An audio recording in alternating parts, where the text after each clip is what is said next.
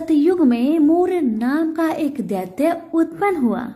वह बड़ा बलवान और भयानक था। उस प्रचंड दैत्य ने इंद्र, आदित्य, वासु, वायु, अग्नि आदि सभी देवताओं को पराजित करके भगा दिया। तब इंद्र सहित सभी देवताओं ने भयभीत होकर भगवान शिव से सारा वृत्तांत कह सुनाया और बोले कि हे कैलाशपति, मूल दैत्य से भयभीत होकर सब देवता मृत्यु लोक में फिर रहे हैं। तब भगवान शिव ने कहा, हे देवताओं, तीनों लोकों के स्वामी, भक्तों के दुख का नाश करने वाले भगवान विष्णु के शरण में जाओ। वे ही तुम्हारे दुखों को दूर कर सकते हैं। शिव जी के ऐसे वचन सुनकर सभी देवता क्षीर सागर में पहुंचे।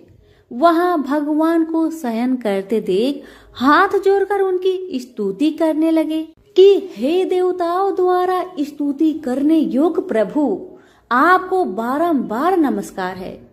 हे देवताओं की रक्षा करने वाले मधुसूदन, आपको नमस्कार है।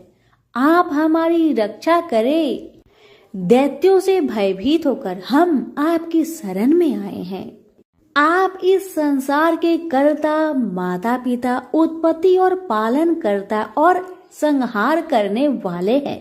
सबको शांति प्रदान करने वाले हैं। आकाश और पाताल भी आप ही है। सबके पितामह ब्रह्मा, सूर्य, चंद्र, अग्नि, सामग्री, होम, आहुति, मंत्र, तंत्र, जप, यजमान, यज्ञ, कर्म कर्ता और भोक्ता आप ही हैं। आप सर्वव्यापक है। आपके सिवा तीनों लोकों में चर तथा अचर कुछ भी नहीं है। हे भगवान, दैत्यों ने हमको जीतकर स्वर्ग से भ्रष्ट कर दिया है और हम सब देवता इधर उधर भागे फिर रहे हैं। आप उन दैत्यों से हम सबकी रक्षा करें। इंद्र के ऐसे वचन सुनकर भगवान विष्णु कहने लगे कि हे इंद्र, ऐसा मायावी दैत्य कौन है जिसने सब देवताओं को जीत लिया है? उसका नाम क्या है? उसमें कितना बल है और किसके आश्रय में है तथा उसका स्थान कहाँ पर है? यह सब मुझसे कहो। भगवान के ऐसे वचन सुनकर इंद्र बोले, भगवान, प्राचीन समय में एक नारी जंघ नामक राक्षस था। उसके महापराक्रमी और लोक विख्यात मूर नाम का एक पुत्र था। उसकी चंद्रावती नाम की नगरी है। उसी ने सब देवताओं को स्वर्ग से निकालकर वहां अपना अधिकार जमा लिया है। उसने इंद्र, अग्नि, वरुण, यम, वायु, यश, चंद्रमा, नैऋत्य आदि सबके स्थान पर अधिकार कर लिया है। सूर्य बनकर स्वयं ही प्रकाश करता है, स्वयं ही मेघ बन बैठा है और सबसे अजय है। हे असुर निकंदन, उस दुष्ट को मारकर देवताओं को अजय बनाइए। यह वचन सुनकर भगवान ने कहा, हे देवताओं, मैं शीघ्र ही उसका संहार करूंगा। तुम चंद्रावती नगरी जाओ।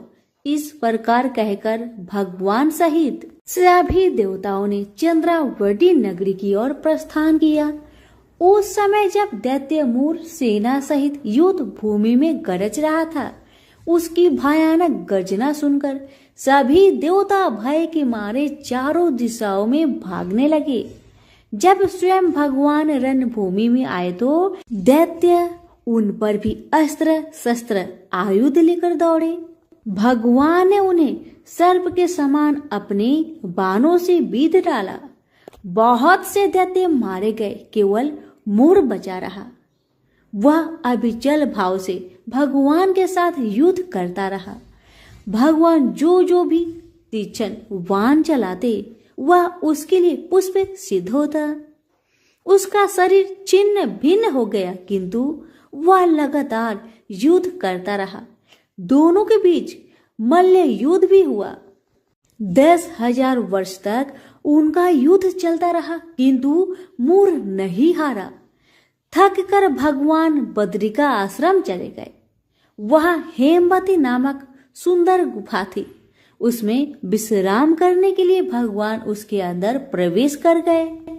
यह गुफा 12 योजन लंबी थी और उसका एक ही द्वार था। विष्णु भगवान वहां योग निद्रा की गोद में सो गए।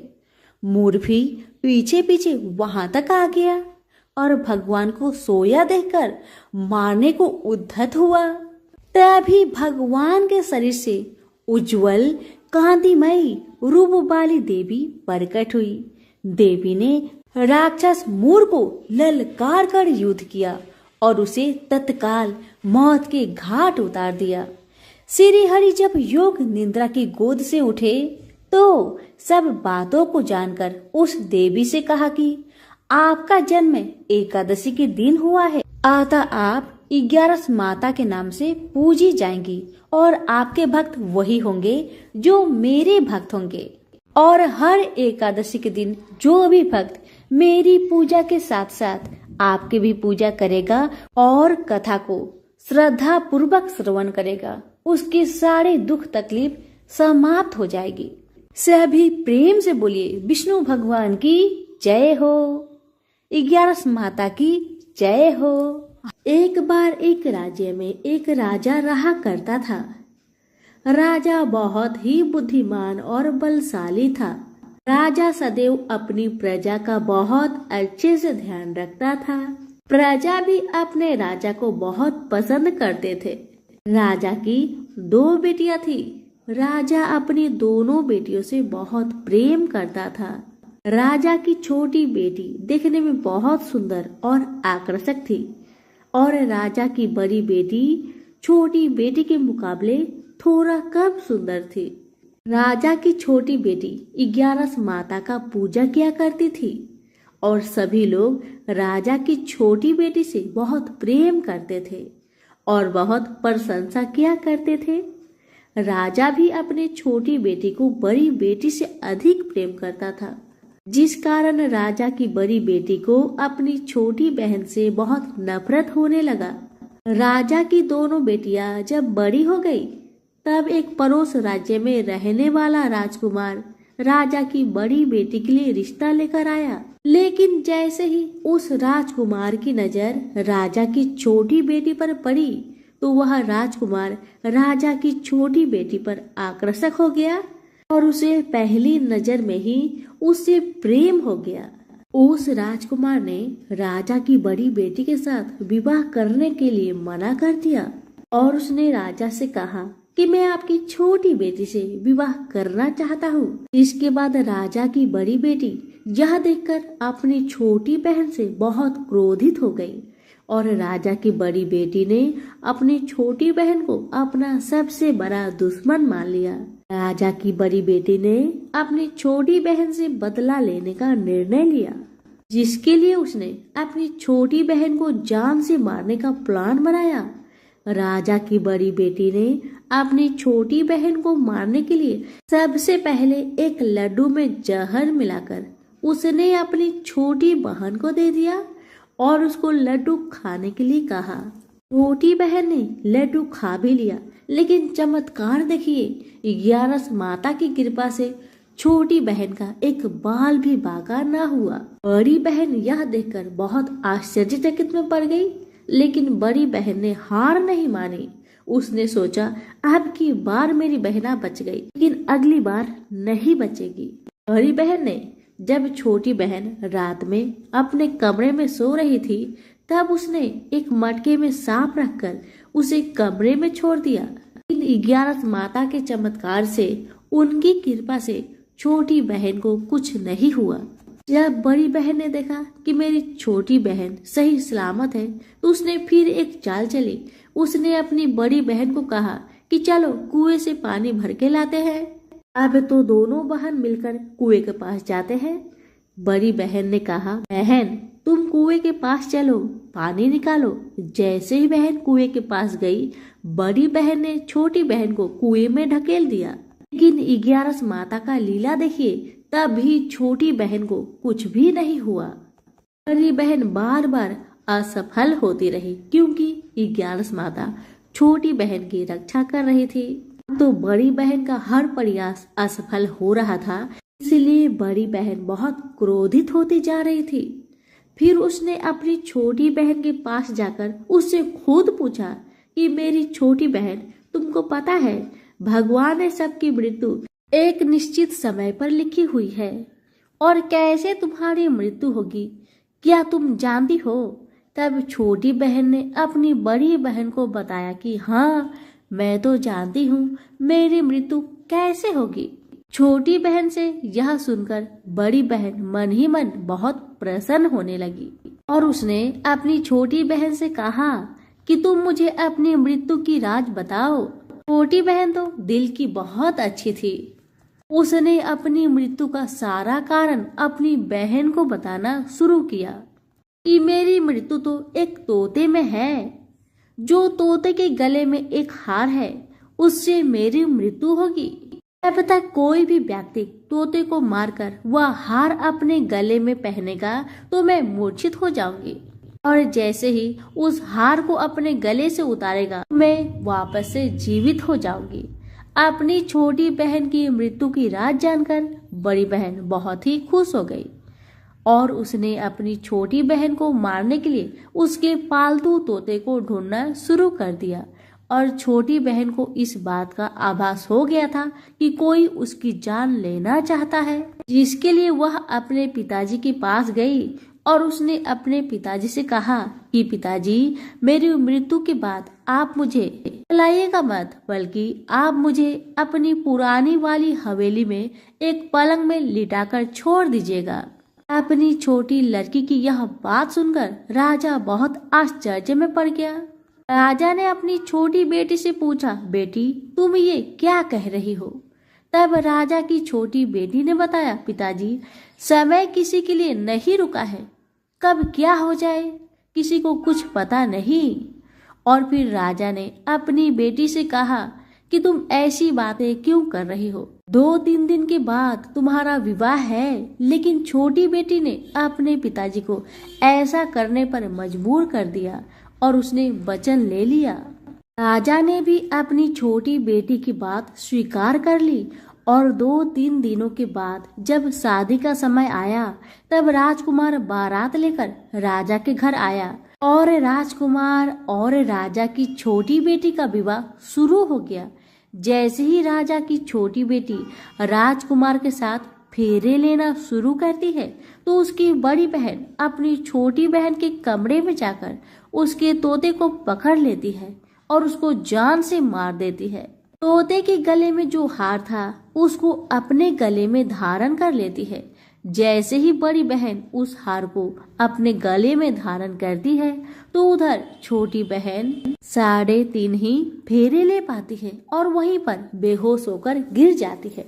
जिसके बाद राजा ने बड़े बड़े वैद्य हकीमों को बुलाया और अपनी छोटी बेटी का इलाज करने के लिए कहा।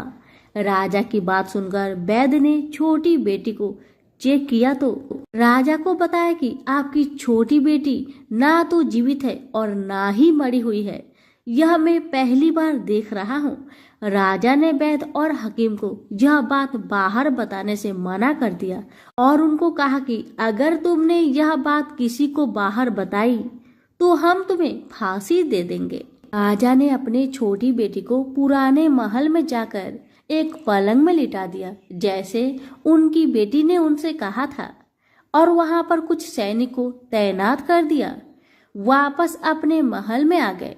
राजा की बड़ी बेटी अपने पिताजी के पास आई और कहने लगी कि पिताजी, अगर यह शादी संपन्न नहीं हुई तो आपकी इज्जत का क्या होगा? आप कहे तो मैं आपकी इज्जत बचाने के लिए राजकुमार से शादी करने के लिए तैयार हूँ। इसके बाद राजा ने अपनी बड़ी बेटी की बात मान ली और राजा ने बड़ी बेटी को छोटी बेटी की कपड़े पहनाकर मंडप पर भेज दिया। लेकिन राजकुमार यह जान गया कि यह राजा की छोटी बेटी नहीं बल्कि बड़ी बेटी है। लेकिन जब राजकुमार ने शादी करने से मना किया तो सभी लोगों ने राजकुमार को विवश करके राजा की बड़ी बेटी से बचे हुए फेरे को संपन्न करा दिया और विवाह करवा दिया। जिसके बाद राजकुमार राजा की बड़ी बेटी को अपने महल में ले गया। राजकुमार राजा की बड़ी बेटी से ना तो बात करता था, न ही उसको पसंद करता था और ना ही उसके आसपास भटकता था। और राजकुमार ने यह फैसला कर लिया था वह अपनी प्रेमिका को ढूंढ कर ही रहेगा और यह जानकर रहेगा कि उसके साथ क्या हुआ। एक दिन राजकुमार अपने घोड़े पर सवार होकर राजा के पुराने महल के पास पहुंच गया, जहां पर उसने कुछ सैनिकों को देखा। महल के पास पहुंचकर राजकुमार ने जब महल को ध्यान से देखा तो वह समझ गया कि यह तो हमारे ससुर जी का महल है। तब राजकुमार ने सैनिकों से पूछा, तुम लोग यहाँ क्या कर रहे हो और इस महल के अंदर उस पलंग में कौन लेटा है? जिसके बाद सैनिकों ने बताया कि यहाँ पर राजा की छोटी बेटी लेटी है। यह सुनकर राजकुमार बहुत प्रसन्न हो गया और वह तुरंत अपनी प्रेमिका के पास पहुंच गया और उसकी सेवा करने लगा। जैसे ही रात हुई तो राजा की छोटी बेटी उठकर खड़ी हो गई। राजकुमार यह देखकर बहुत खुश हो गया और उसने अपनी प्रेमिका से पूछा कि तुम यहाँ क्या कर रही हो? तुम मेरे साथ मेरे घर चलो। राजा की छोटी बेटी ने राजकुमार को सारी बातें बता दी। मेरी जान एक तोते में बसी थी और मैंने यह बात सिर्फ अपनी बड़ी बहन को बताया था और मुझे पता है कि उसने ही मुझे मारने का प्रयास किया है। उसके पास एक हार है जिसको वह सुबह पहन लेती है और रात को उतार देती है। जब तक वह हार को पहने रहती है तब तक मैं मूर्छित रहती हूँ और जैसे ही वह हार को उतार देती है तो मैं जीवित हो जाती हूँ। और जब तक मेरी बड़ी बहन के पास वह हार है तब तक मैं ऐसे ही जीवित और मूर्छित होती रहूंगी। पर मेरी बड़ी बहन के पास जो हार है वह मेरे हाथ में लग जाए तो मैं हमेशा के लिए जीवित हो जाऊंगी। राजकुमार यह बात सुनकर राजा की छोटी बेटी के पास रहने का निर्णय ले लिया और उसने अपने बचे हुए सारे फेरे उस पलंग में लेटी राजा की छोटी बेटी के साथ ले लिया और अपना विवाह पूर्ण कर लिया और वहीं पर ही रहने लगा। देखते ही देखते कुछ समय में राजा की छोटी बेटी और राजकुमार की पत्नी पेट से हो गई। एक दिन राजकुमार को किसी काम से बाहर जाना पड़ा। तब छोटी बहन के पेट में बहुत तेज दर्द होने लगा। इसके बाद उसने 11 माता का आह्वान किया, जिसके बाद वहां पर 11 माता प्रकट हुई और उन्होंने अपनी भक्तों के दर्द को दूर किया और एक पुत्र की प्राप्ति करवाई। और वहीं पर अचानक से राजकुमार भी आ गया। राजकुमार ने 11 माता को देखा तो वह आश्चर्यचकित हो गया और उसने तुरंत माता को प्रणाम किया। और 11 माता ने राजकुमार से कहा कि अब तुम्हारा बेटा 5 वर्ष का हो जाए तो तुम अपनी पत्नी का हार लाकर इसके गले में डाल देना। और देखते ही देखते राजकुमार और राजा की छोटी बेटी का पुत्र 5 वर्ष का हो जाता है। तो राजकुमार अपने बेटे से कहता है कि बेटा, मैं कुछ काम से बाहर जा रहा हूँ, तुम अपनी माता का ध्यान रखना। और वहां से चला जाता है।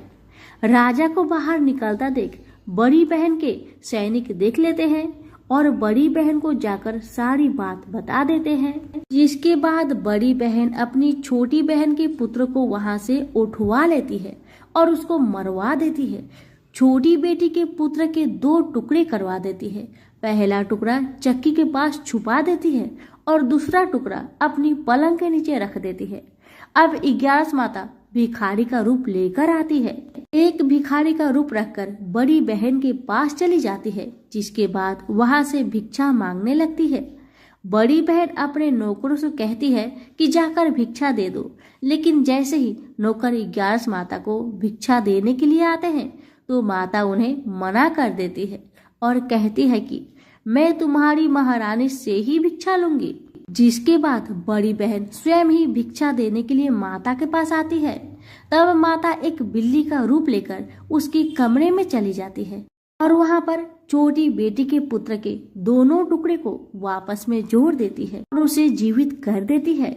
उसे वहां से ले आती है और राजकुमार को सौंप देती है। राजकुमार अपने बेटे को लेकर अपनी पत्नी यानी कि बड़ी रानी के पास जाता है और कहता है कि तुम इसका ध्यान रखना। अगर तुम इस बच्चे का अच्छे से ध्यान रखोगी तो मैं तुमसे बात करूंगा।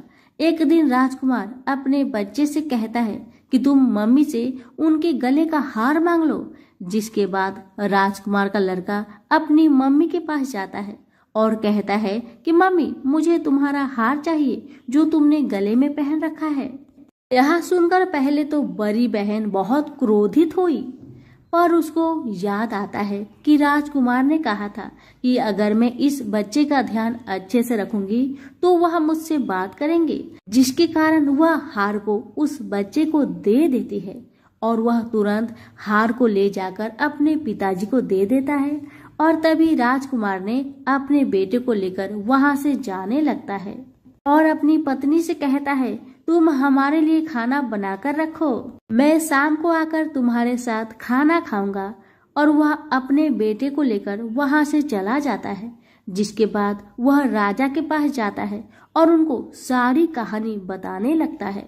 राजा अपनी बड़ी बेटी की यह करतूत सुनकर बहुत क्रोधित होता है और अपनी परवरिश पर ही दोष देने लगता है और राजकुमार को अपनी छोटी बेटी के साथ रहने के लिए आदेश देता है। कहते हैं कि जो भी भक्त 11 माता के व्रत श्रद्धा पूर्वक करता है, उनकी कथा का श्रवण करता है, उनकी सभी कष्टों का हरण खुद माँ करती है। हे 11 माता, जैसे आपने राजा की छोटी बेटी की रक्षा की, उसका पुत्र की रक्षा किया, वैसे ही इस कथा को सुनने वाले, कहने वाले, हुक्कारे भरने वाले सभी के परिवार पर अपनी कृपा सदा बनाए रखना। तो सभी मिलकर बोले 11 माता की जय।